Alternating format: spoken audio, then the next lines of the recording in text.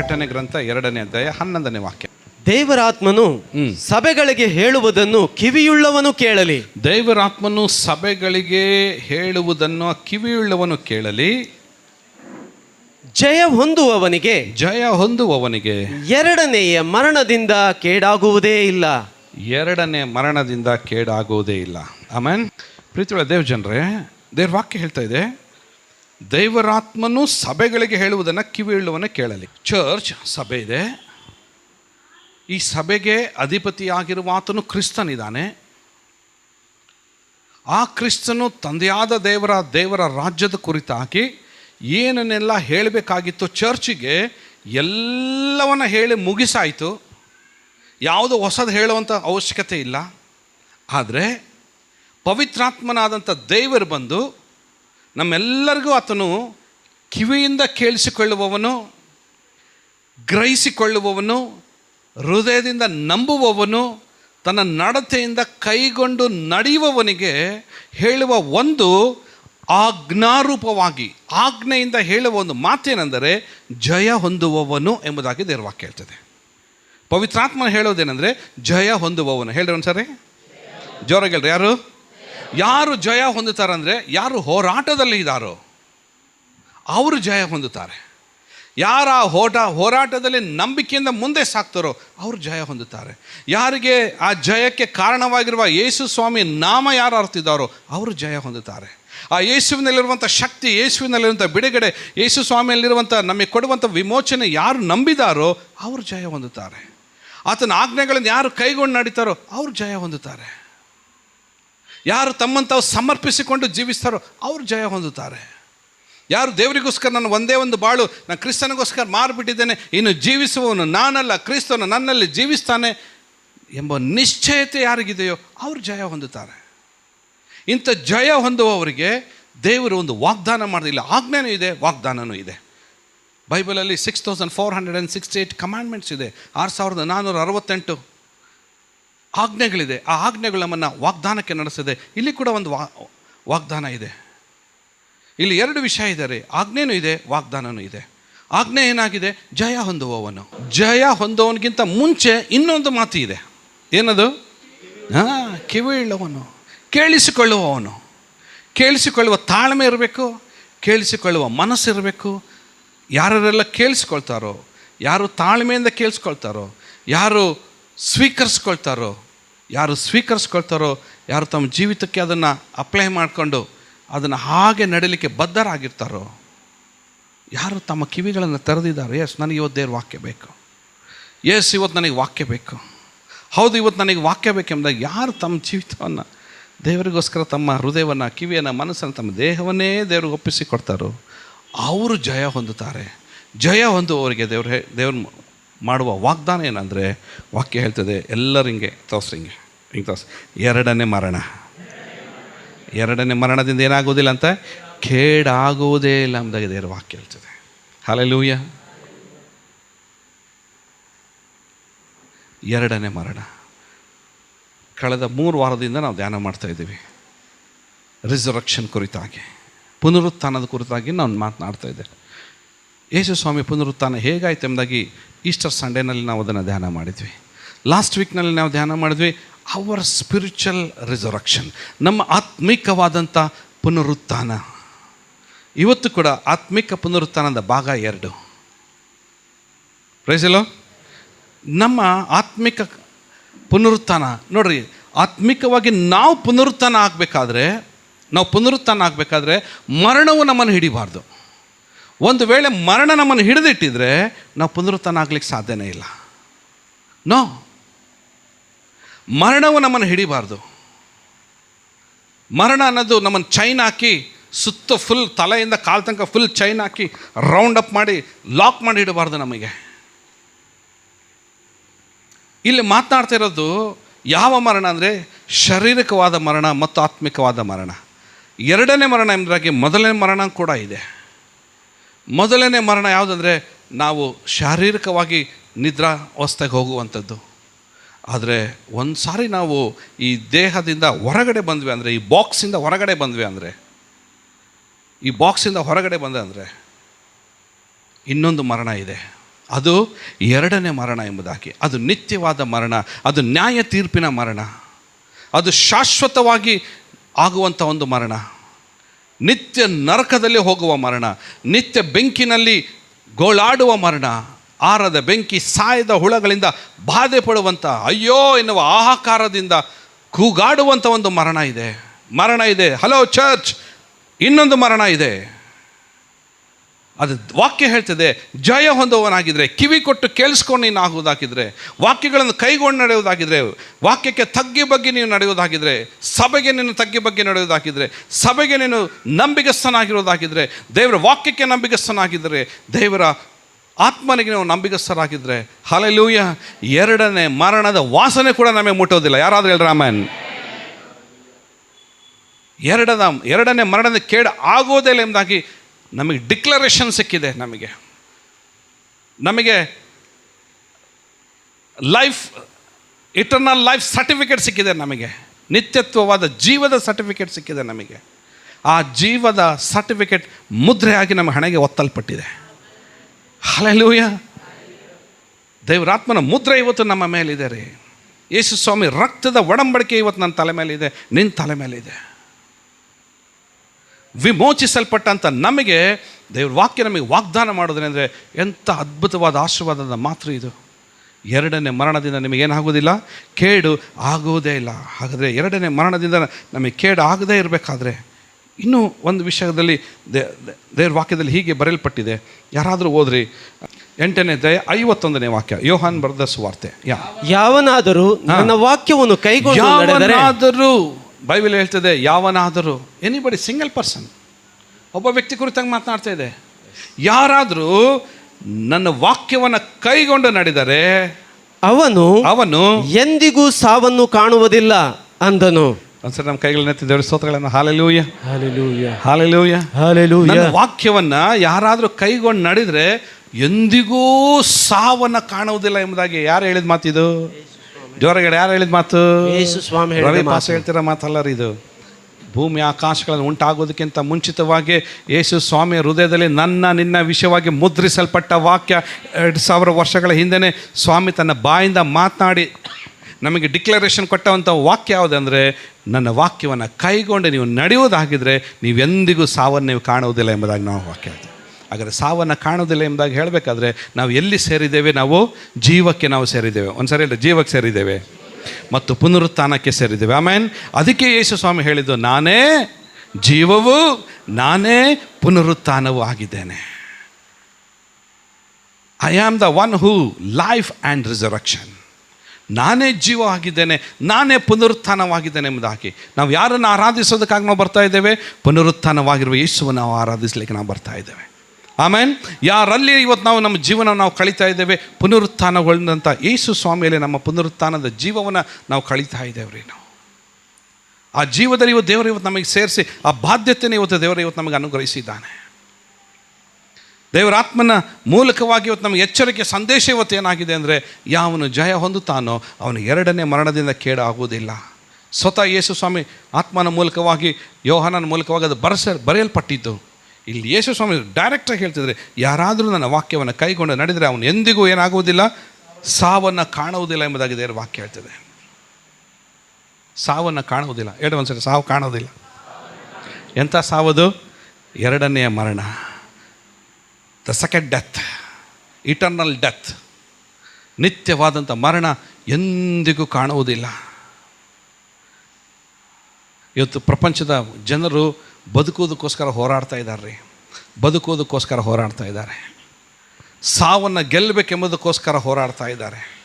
ಇನ್ನೊಂದು ಸಾವನ ನಂತರ ಮುಂದೆ ಇನ್ನೊಂದು ಇನ್ಕಾರ್ನೇಷನ್ ಎಂಬುದಾಗಿ ಹೇಳ್ತಾರೆ. ಅಂದರೆ ಇನ್ಕಾರ್ನೇಷನ್ ಅಂತಂದರೆ ಪುನರ್ಜನ್ಮನ ಇನ್ನೊಂದು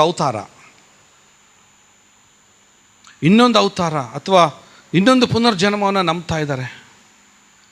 ಈ ಪ್ರಪಂಚದಲ್ಲಿ ಅದಕ್ಕೋಸ್ಕರ ನೋಡಿದರೆ ಏನೇನೆಲ್ಲ ಜನರು ಸರ್ಕಸ್ ಮಾಡ್ತಾ ಇದ್ದಾರೆ ಗೊತ್ತಾ ನಿಮಗೆ?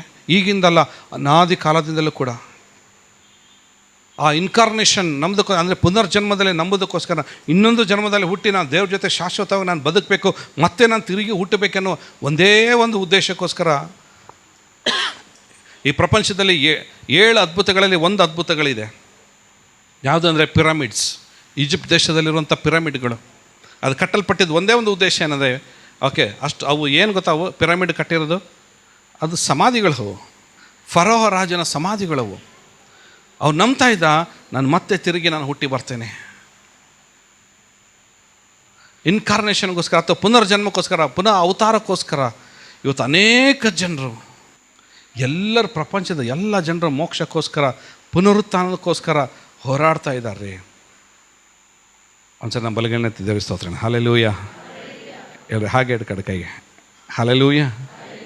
ಯೇಸು ಸ್ವಾಮಿ ಹೇಳ್ತಾರೆ, ನನ್ನ ವಾಕ್ಯಗಳನ್ನು ಕೈಗೊಂಡು ಸುಮ್ಮನೆ ನಡೀತಾ ಇರ್ರಿ, ಯಾವ ಮರಣವು ನಿಮಗುಂಟಾಗೋದಿಲ್ಲ ಎಂದಾಗ, ಯಾವ ಸಾವು ನಿಮಗುಂಟಾಗೋದಿಲ್ಲ, ಎಂದೆಂದಿಗೂ ನೀವು ಸಾವನ್ನು ಕಾಣುವುದಿಲ್ಲ ಎಂದಾಗಿದೆ ವಾಕ್ಯ. ವಾವ್, ಪ್ರೈಸ್ ಎಲ್ಲ ಅವ್ರು ವಾಕ್ಯ ಹೇಳ್ತಿದೆ. ಜಯ ಹೊಂದ್ರಿ, ಆಮೇನ್. ಜಯ ಹೊಂದುವವನಿಗೆ ಎರಡನೇ ಮರಣದಿಂದ ಏನಾಗುವುದಿಲ್ಲ ಅಂತ, ಅದು ಕೇಡು ಆಗುವುದಿಲ್ಲ ಎಂಬುದಾಗಿದೆ ವಾಕ್ಯ ಹೇಳ್ತಿದೆ. ಓಕೆ, ಬೇಗನೆ ಅದೇ ಯೋಹಾನ್ ಬರೆದ ಸುವಾರ್ತೆ, ಜೀವ ಕೊಡುವ ರೊಟ್ಟಿ ನಾನೇ. ಜೀವ ಕೊಡುವಂಥ ರೊಟ್ಟಿ ನಾನೇ. ಹಲೋ, ನಮ್ಮ ಜೀವ ಎಲ್ಲಿದೆ ಗೊತ್ತಾ? ನಮ್ಮ ಮರಣ ಎಲ್ಲಿದೆ ಗೊತ್ತಾ? ನಮ್ಮ ಪುನರುತ್ಥಾನ ಎಲ್ಲಿದೆ ಗೊತ್ತಾ? ನಮ್ಮ ಮೋಕ್ಷ ಎಲ್ಲಿದೆ ಗೊತ್ತಾ? Hello, praise lord. ಯೇಸು ಸ್ವಾಮಿ ಹೇಳ್ತಾರೆ, ಜೀವ ಕೊಡುವಂಥ ರೊಟ್ಟಿ ನಾನೇ. I am the bread of life. ನಾನೇ ಜೀವದ ರೊಟ್ಟಿ ಎಂಬುದಾಗಿ ಹೇಳ್ತಾ ಇದ್ದಾರೆ ವಾಕ್ಯ. ಆಮೇಲೆ ನಿಮ್ಮ ಹಿರಿಯರು ಅಡವಿಯಲ್ಲಿ ಮನ್ನಾ ತಿಂದರು, ಸತ್ತು ಹೋದರು. ಅವ್ರು ಮನ್ನಾ ತಿಂದ್ರೂ ಕೂಡ ಅವರು ಸತ್ತು ಹೋಗ್ಬಿಟ್ರು. ಪರಲೋಕದಿಂದ ಇಳಿದು ಬರುವ ರೊಟ್ಟಿ ಎಂತದೆಂದರೆ, ಪರಲೋಕದಿಂದ ಇಳಿದು ಬರುವ ರೊಟ್ಟಿ ಎಂತದೆಂದ್ರೆ, ಅದನ್ನು ತಿನ್ನುವವನು ಸಾಯುವುದಿಲ್ಲ. ಜೋರಾಗಿ ಹೇಳ್ರಿ, ಸಾಯುವುದಿಲ್ಲ. ತಿನ್ನುವವನು ಏನಾಗೋದಿಲ್ಲ? ವಾಕ್ಯಗಳನ್ನು ಕೈಗೊಂಡು ನಡೆಯುವವನು ಸಾಯುವುದಿಲ್ಲ. ಆಮೇನ್, ಆಮೇನ್. ಜಯ ಹೊಂದುವವನು ಸಾಯುವುದಿಲ್ಲ. ಆಮೇನ್, ಆಮೇನ್. ಆತನ ರೊಟ್ಟಿಯನ್ನು ನಂಬಿಗಸರಾಗಿ ತಿನ್ನುವವನು ಕೂಡ ಸಾಯುವುದಿಲ್ಲ. ಆಮೇನ್, ಆಮೇನ್. ಮುಂದೆ ಹೇಳ್ತಿದೆ, ಪರಲೋಕದಿಂದ ಇಳಿದು ಬರುವ ಜೀವವುಳ್ಳ ರೊಟ್ಟಿ ನಾನೇ ಜೀವದ ರೊಟ್ಟಿ. ಈ ರೊಟ್ಟಿಯನ್ನು ಯಾವನಾದರೂ ತಿಂದರೆ ಅವನು ಸದಾಕಾಲ ಬದುಕುವನು. ಸದಾಕಾಲ ಬದುಕುವಂಥ ರೊಟ್ಟಿಯ ಬಳಿಗೆ ನಾವು ಬಂದಿದ್ದೇವೆ. Amen, amen. ಸದಾಕಾಲ ನಮ್ಮನ್ನು ಬದುಕಿಸುವಂಥ ರೊಟ್ಟಿ ಒಳಗಡೆ ನಾವು ಸೇರಿದ್ದೇವೆ. Amen, amen. ಪ್ರತಿ ತಿಂಗಳು ನಮಗೆ ಆ ಸದಾಕಾಲ ನಮಗೆ ಬದುಕಿಸುವುದಕ್ಕೋಸ್ಕರ ಆ ರೊಟ್ಟಿ ಮುರಿಯಲ್ಪಟ್ಟು ಇಡೀ ಸಭೆಗೆ ಹಂಚಲ್ಪಡ್ತಿದೆ. ಇದು ಫ್ರೀ. Amen, amen. ಇದು ಉಚಿತಾರ್ಥವಾಗಿದೆ. ಆಮೆನ್. ನಾವೇನ್ ಮಾಡಬೇಕಾಗಿದೆ? ವಾಕ್ಯಗಳನ್ನು ಕೈಗೊಂಡು ನಡಿಬೇಕಾಗಿದೆ. ಆಮೆನ್. ಆ ವಾಕ್ಯಗಳನ್ನು ಕೈಗೊಂಡು ನಡೆಯುವುದಾಗಿದ್ರೆ ಆ ವಾಕ್ಯ ನಮ್ಮನ್ನ ಎಲ್ಲ ಶೋಧನೆಗಳ ಮೇಲೆ ಜಯಕ್ಕೆ ನಡೆಸ್ತದೆ. ಆ ಜಯ ರೊಟ್ಟಿ ಒಳಗೆ ತರ್ತದೆ. ಆ ರೊಟ್ಟಿ ನನ್ನ ಒಳಗಡೆ ಹೋಗ್ತದೆ. ಆ ರೊಟ್ಟಿ ನನ್ನನ್ನು ಜೀವಕ್ಕೆ ನಡೆಸ್ತದೆ. ಮುಂದೆ ಹೇಳ್ತಿದೆ, ವೇಟ್ ಅದರ 54ನೇ ವಾಕ್ಯ ಹೋದ. ನನ್ನ ಮಾಂಸವನ್ನು ತಿಂದು ನನ್ನ ರಕ್ತವನ್ನು ಕುಡಿಯುವವನು ನಿತ್ಯ ಜೀವವನ್ನು ಹೊಂದಿದ್ದಾನೆ. ಎಂತ ಜೀವ? ನಿತ್ಯ ಜೀವ. ಕಮನ್, ಎಲ್ಲರೆಡೆ ಜೋರಾಗಿ, ನಿತ್ಯ ಜೀವ. ನಿತ್ಯ ಜೀವ. ಯಾರ ಜೀವ? ಯೇಸು. ಯಾರ್ದು ಜೀವ? ಯೇಸುವಿನ. ನನ್ನ ಜೀವ. ಹಲೋ, ನಿನ್ನ ಜೀವ, ನನ್ನ ಜೀವ ಪುನರುತ್ಥಾನದಲ್ಲಿ ಸೇರಿದೆ. ದೇವರ ವಾಕ್ಯ ಹೇಳ್ತಿದೆ, ಅವನು ನಿತ್ಯ ಜೀವನ ಹೊಂದಿದ್ದಾನೆ ಎಂಬುದಾಗಿ ದೇವರ ವಾಕ್ಯ ನಮಗೆ ಡಿಕ್ಲರೇಷನ್ ಕೊಡ್ತಿದೆ. Praise the Lord. ಕಂಟಿನ್ಯೂಷನ್. ಆಮೇಲೆ ಮುಂದೆ ಮತ್ತು ನಾನು ಅವನನ್ನು ಕಡೇ ದಿನದಲ್ಲಿ ಎಬ್ಬಿಸುವೆನು. ದೇವ್ರ ನಾಮಕ್ಕೆ ಸ್ತೋತ್ರ ಉಂಟಾಗಲಿ. ನಾನು ಅವನನ್ನು ಕಡೇ ದಿನದಲ್ಲಿ ಎಬ್ಬಿಸುವೆನು. ಯಾರಾದ್ರೂ ಹೇಳ್ರಿ ಆಮೆನ್. ಆಮೇಲೆ ಎಷ್ಟು ಜನ ಎದ್ದೇಳ್ಬೇಕಂತ ಇದ್ದೀರಿ? ಮಲ್ಗಿರೋರು ಎಷ್ಟು ಜನ ಎದ್ದೇಳ್ಬೇಕಂತ ಇದ್ದೀರಿ? Price the lord. ಹಲೋ, ಎಷ್ಟು ಜನ ಎದ್ದೇಳ್ಬೇಕಂತ ಕೈ ಎತ್ರಿ ನೋಡೋಣ. ನಾನು ಮೊದಲು ಎದ್ದೇಳ್ತೀನಿ. ಆಮೇನ್.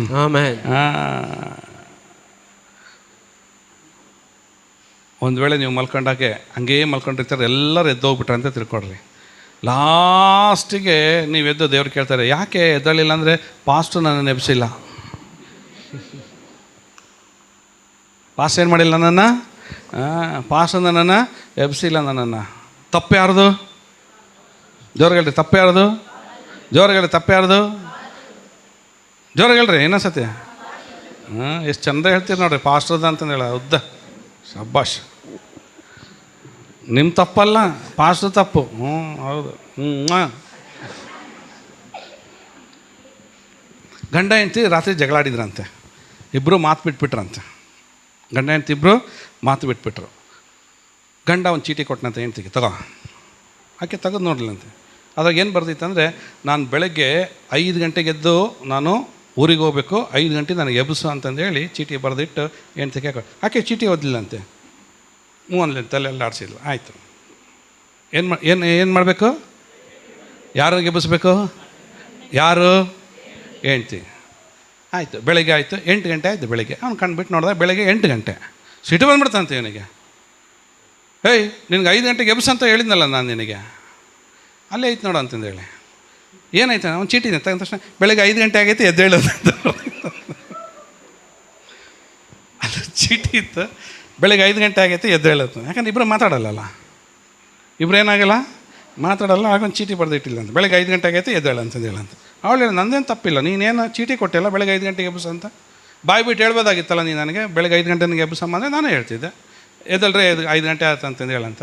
ನೀನು ಚೀಟಿ ಕೊಟ್ಟು ನನಗೆ 5 ಗಂಟೆ ಆಗೈತೆ ಎಬ್ಬಿಸು ಅಂತ ಚೀಟಿ ಒಳಗೆ ಬರ್ಕೊಟ್ಟು ನಾನು ಚೀಟಿಯಾಗಿ ಬರೆದಿದ್ದೇನೆ. ಅಲ್ಲಿಗೆ ಸರಿ ಆಯ್ತು. ದಾನಿಗೆ ದೀನಿಕ್ಕೆ ಸರಿಪೋಯಿಂದೆ.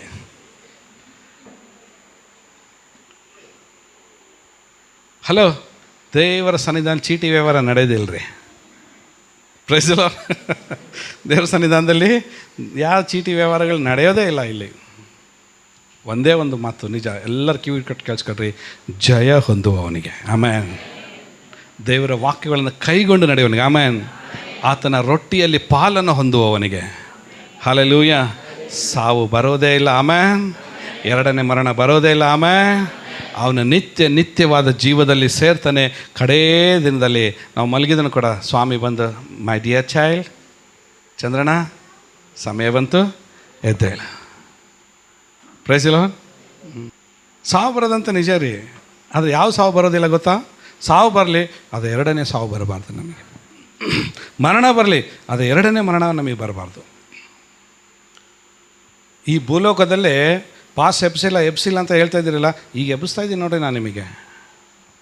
ನನ್ನ ಪ್ರತಿ ಸಂದೇಶನ ನಿಮ್ಮನ್ನು ಎಬ್ಬಿಸುವಂಥದ್ದಾಗಿದೆ. ನನ್ನ ಪ್ರತಿ ವಾಕ್ಯನೇ ನಿಮಗೆ ಎಬ್ಬಿಸುವಂಥದ್ದಾಗಿದೆ. ನಾನು ಕ್ರೀಮ್ ಹಚ್ಚಿ ಮಸಾಲ ಹಚ್ಚಿ ನಿಮಗೆ ಕೊಡೋ ಸಂದೇಶ ನಂದು ಇರೋದಿಲ್ಲ ರೀ. ನಾನು ಡೈರೆಕ್ಟಾಗಿ ನಾನು ಮಾತಾಡ್ತೀನಿ. ಇದೇ ನನ್ನ ಪ್ರಾಬ್ಲಮ್. ಇದು ನನ್ನ ಇಟ್ಸ್ ಮೈ ಪ್ರಾಬ್ಲಮ್. ಇದು ನನ್ನ ಪ್ರಾಬ್ಲಮ್, ಇದು ನಂದು. ಆವತ್ತು ಯೇಸು ಸ್ವಾಮಿಗೂ ಕೂಡ ನನ್ನ ವಾಕ್ಯಗಳನ್ನು ಕೈಗೊಂಡು ನಡೀರಿ, ನಿಮಗೆ ಸಾವು ಬರೋದಿಲ್ಲ ಅಂತ ಯೇಸು ಸ್ವಾಮಿ ಹೇಳಿದರೆ, ಅಲ್ಲಿ ಕೆಳಗಿನ ವಾಕ್ಯ ಏನು ಹೇಳ್ತಿದ್ದು ಗೊತ್ತಾ ನಿಮಗೆ? ಇವನಿಗೆ ದೆವ್ವ ಹಿಡ್ದೈತಿ ಅಂದರು ಆ ಜನರು. ಕೇಳಿದಂಥ ಜನರು, ಇವನಿಗೆ ದೆವ್ವ ಹಿಡ್ದೈತಿ, 100% ಇವನು ಹುಚ್ಚಾನೆ ಇವನು. ನನ್ನ ಪ್ರಾಬ್ಲಮ್ಮು ಅದೇ ರೀ, ಯೇಸು ಸ್ವಾಮಿ ಪ್ರಾಬ್ಲಮ್ಮು ಅದೇ, ನಮ್ಮ ಯೇಸು ಪ್ರಾಬ್ಲಮ್ಮು ಅದೇ, ನನ್ನ ಪ್ರಾಬ್ಲಮ್ಮು ಅದೇ. ಹಲೋ ಸರ್, ಹೀಗೆ ಬದುಕ್ರಿ ಅಂತ ಹೇಳೋದೇ ತಪ್ಪಾಗ್ಬಿಟ್ಟಿತ್ತು ನಮಗೆ. ಈಗ ಜೀವಿಸ್ರಿ ಅಂತ ಹೇಳೋದೇ ತಪ್ಪಾಗ್ಬಿಟ್ಟಿದ್ದು ನಮಗೆ.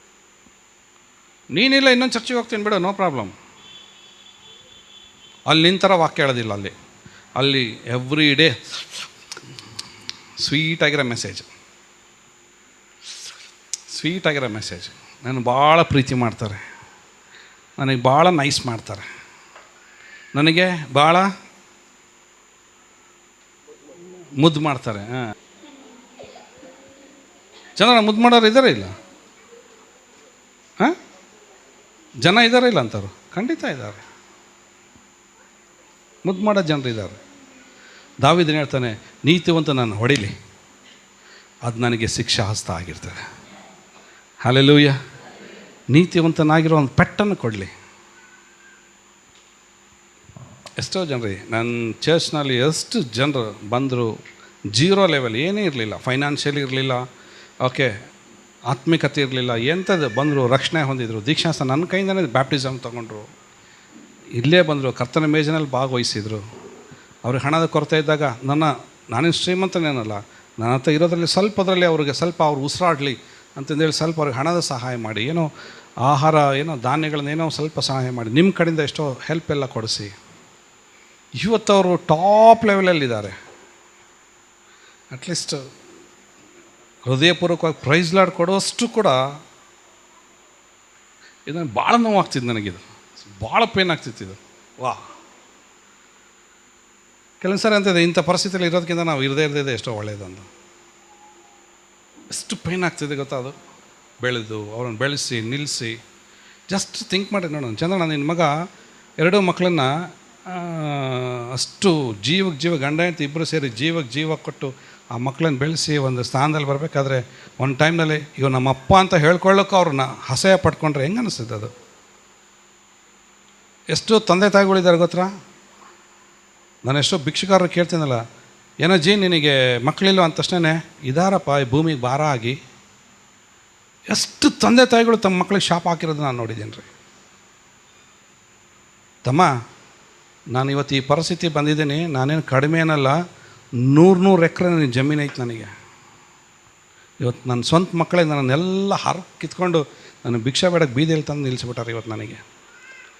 ಎಷ್ಟು ಹೃದಯ ನಾನು ಕರಗೋಗ್ತಿದ್ದು ಗೊತ್ತಾ? ಎಷ್ಟು ಪೇನ್ ಅನುಭವಿಸಿರ್ಬೋದು. ಸೇಮ್ ಇನ್ ಚರ್ಚಲ್ಲಿ ಕೂಡ ಅಷ್ಟೇ. ನಾನೊಂದ್ಸತಿ ನಾನೇ ಎಕ್ಸಾಮಿನ್ ಮಾಡ್ಕೊಳ್ತೀನಿ. ದೇವ್ರ ಇಷ್ಟು ಕೆಟ್ಟವನಿದ್ದೀನ ನಾನು? ಅವ್ರು ನನ್ನನ್ನು ದ್ವೇಷಿಸುವಷ್ಟು ನಾನು ಇಷ್ಟು ಕೆಟ್ಟವನಿದ್ದೀನ? ನಾನು ಮಾತಾಡ್ಸದೇ ಇರೋಷ್ಟು ಕೆಟ್ಟವನಿದ್ದೀನ? ನಾನೇ ಅವ್ರಿಗೆ ಹೋಗಿ ಇನ್ನೊಬ್ಬರನ್ನ ಇಂಟ್ರೊಡ್ಯೂಸ್ ಮಾಡಿರ್ತೀನಿ, ಪಾಸ್ಟರ್ ಇವರು ಲೀಡ್ ಮಾಡ್ರಿ ಅಂತಂದು ಹೇಳಿ.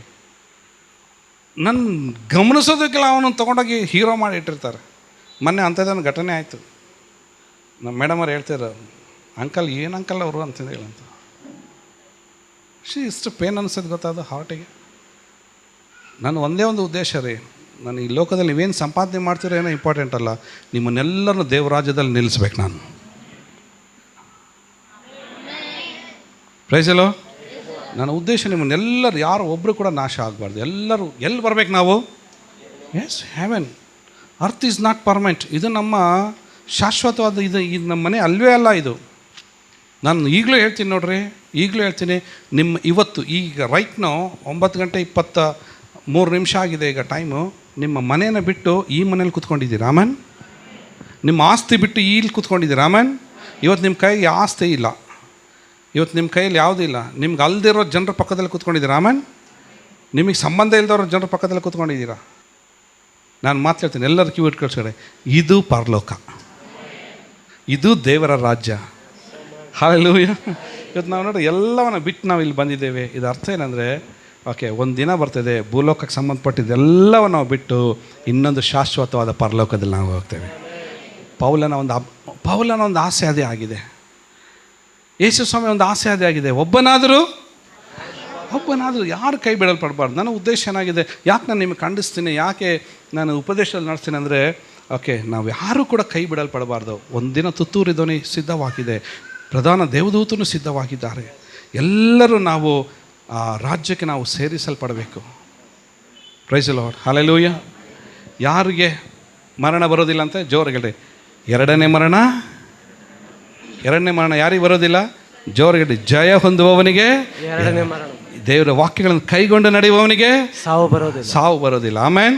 ಆತನ ರೊಟ್ಟಿಯಲ್ಲಿ ಪಾಲನ್ನು ತೆಗೆದುಕೊಳ್ಳುವವನಿಗೆ ಮರಣ ಬರೋದಿಲ್ಲ. ಅವನು ನಿತ್ಯ ಜೀವದಲ್ಲಿ ಸೇರ್ತಾನೆ. ಕಡೆಯ ದಿನದಲ್ಲಿ ದೇವರು ಏನು ಮಾಡ್ತಾರಂತೆ, ಅವರನ್ನು ಎಬ್ಬಿಸ್ತಾರೆ ಎಂಬುದಾಗಿ ದೇವರ ವಾಕ್ಯ ಹೇಳ್ತದೆ. ಕೊನೆಯದಾಗಿ ಇನ್ನೊಂದು ವಾಕ್ಯಗಳನ್ನು ಓದಿ ನಾವು ಪ್ರಾರ್ಥನೆ ಮಾಡೋಣ. ರೆವಲ್ಯೂಷನ್ ಚಾಪ್ಟರ್ 21 ಪ್ರಕಟಣೆ ಗ್ರಂಥಕ್ಕೆ ಬರೋಣ. 3ನೇ ವಾಕ್ಯ ಓದ್ರಿ. ಇದಲ್ಲದೆ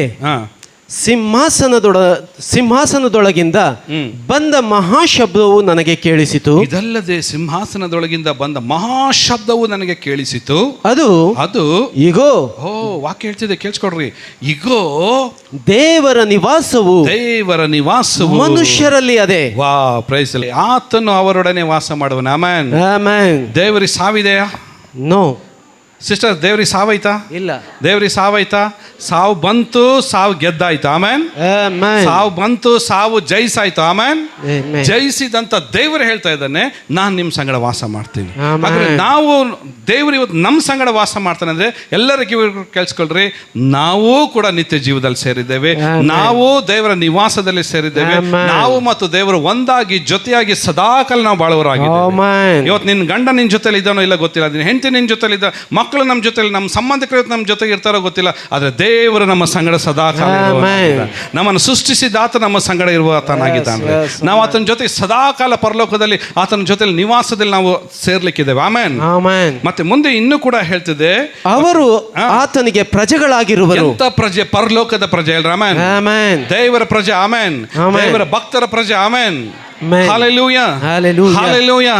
ರಕ್ತದ ಒಡಂಬಡಿಕೆ ಪ್ರಜೆಗಳಾಗಿದ್ದೇವೆ. ಆಮೆನ್. Amen. ಜಯಿಸಲ್ಪಟ್ಟ ಪ್ರಜೆಗಳಾಗಿದ್ದೇವೆ. ಆಮೆನ್. Amen. ವಾಕ್ಯಗಳನ್ನು ಕೈಗೊಂಡು ನಡೆಯುವ ಪ್ರಜೆಗಳಾಗಿದ್ದೇವೆ. ಆಮೆನ್. Amen. Hallelujah. Hallelujah. ವಾಕ್ಯ ಹೇಳ್ತಿದೆ ನಾವು ಆತನಿಗೆ ಪ್ರಜೆ ಆಗಿರ್ತೇವೆ, ದೇವರು ತಾನೇ ಅವರ ಸಂಗಡ ಇರುವನು ಎಂಬುದಾಗಿ. Amen. ಆಮೆನ್. ಎಲ್ಲರ ಬಲಗೇನೆ ಅಂತ ಕರ್ತನೇ ನನ್ನ ಸಂಗಡ ಇರುತ್ತೀಯಾ? ಕರ್ತನೇ ನೀನು ನಮ್ಮ ನಾನು ನಿನ್ನ ಸಂಗಡ ಇರುತ್ತೇನೆ. ನಾನು ನಿನ್ನ ಸಂಗಡ ಇರುತ್ತೇನೆ. ಆಮೆನ್. ಅದಕ್ಕೆ ಹಾಗೆ ಮುಂದೆ ಹೇಳ್ತಿದೆ, ಅವರ ಕಣ್ಣೀರೆಲ್ಲ ಒರೆಸಿ ಬಿಡುವನು. ಆಮೆನ್. ಮರಣವಿರುವುದಿಲ್ಲ. ಮರಣವಿರುವುದಿಲ್ಲ. Praise the lord. Praise the Lord. ಆತನ ಆಲ್ರೆಡಿ ಮರಣವನ್ನು ಆತನ ಜಯಿಸಿದ್ದಾನೆ. Amen. ಶಿಲ್ಬೆ ಮೇಲೆ ಆಲ್ರೆಡಿ ಮರಣವನ್ನು ಗೆದ್ದು ಮರಣವನ್ನು ಅದನ್ನು ಕಂಪ್ಲೀಟ್ ಆಗಿ ಅದನ್ನು ಸೋಲಿಸಿ ಅದನ್ನು ಕ್ಯಾನ್ಸಲ್ ಮಾಡಿ ನಮಗೆ ಜೀವವನ್ನು ಆತನ ತಂದು ಕೊಟ್ಟಿದ್ದಾನೆ. ಆತನು ಹೇಳ್ತಿದ್ದೆ ಮರಣ ಬರೋದಿಲ್ಲ.